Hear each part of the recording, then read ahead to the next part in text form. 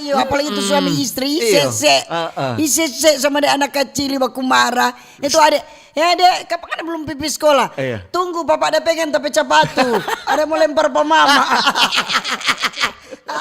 Kenapa selalu terlambat? Kenapa? Papa dia mau ada bekalai kundi pakai tapi sepatu. Dia mau lempar ke mama, tak tunggu-tunggu, so terlambat nak lempar-lempar sepatu.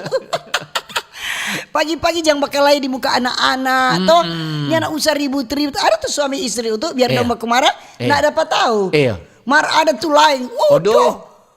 Lawang-lawang ada demo dalam rumah. Betul. Dia bilang aduh abis. Iyo, aduh tahiran sekali. Suka sekali tuh anak-anak mau dengar tuh.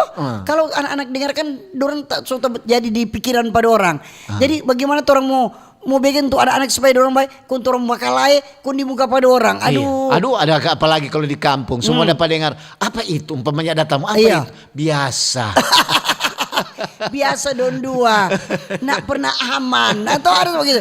Ada begitu terus. Padahal hidup boleh mapan. Mar bakalai terus. Tiap pagi dok kurang rupa ayam berkukuk. Ada kemarin apa? Biasa pang bakalai deng birman. Ada macam-macam saja. Namanya kehidupan, Kang. Ada juga bapak yang gitu. Yang terjadi sehari-hari dan jadi selalu kita yang untuk mau bilang pagi-pagi jangan orang jangan lupa. Nyara usah cari-cari masalah, nak usah cari-cari perkara. Bikin sukacita, bikin damai itu hati itu. Kalau bangun kemarin orang ada rasa damai.